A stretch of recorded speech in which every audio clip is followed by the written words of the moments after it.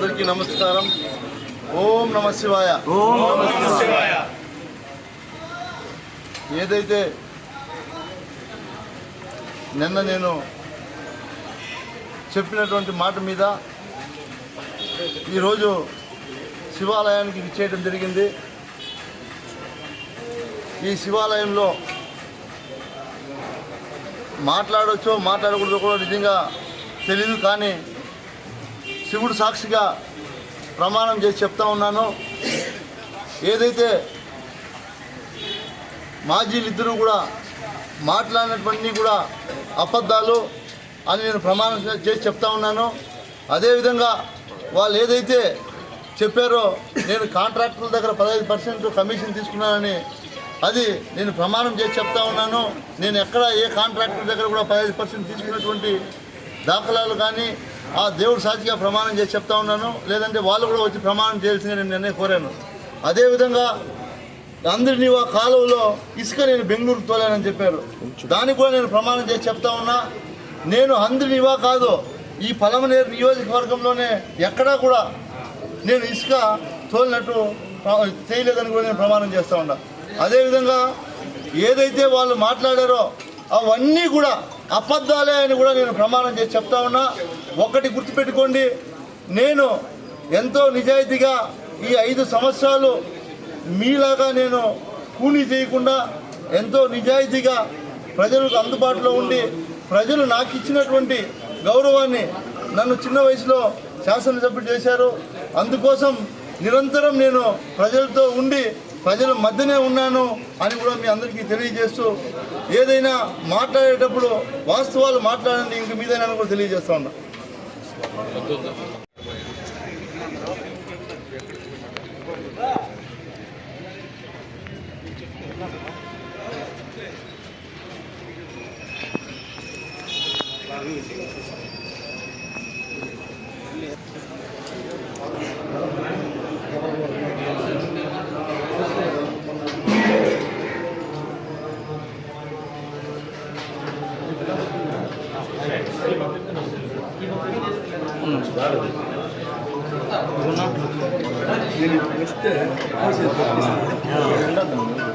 అట్లా అన్న పట్ల కనపడుతుందా దేవుడు కనపడుతుందా